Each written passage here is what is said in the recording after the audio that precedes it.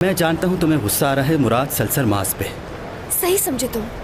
वो खुद को पता नहीं क्या समझता है, बदतमीज आदमी। उसको तो ये भी नहीं पता कि लड़कियों से बात कैसे होती है, बस रोब झाड़ता रहता है। आज मेरा यहाँ पहला दिन है और पहले दिन ही उसने मुझे 3 दफा बेइज्जत किया। लेकिन वो आदमी दिल का बुरा नहीं है। छोड़ो यार, वो आदमी जो है ना कभी नहीं सुधरेगा, याद रखना तुम। मुझे तो ये समझ नहीं आ रहा कि आखिर तुम उससे इतना नाराज क्यों हो।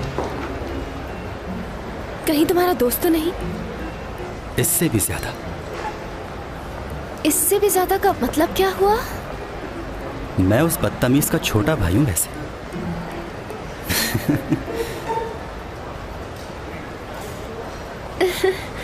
तो आप दोनों भाई हैं। डर गए?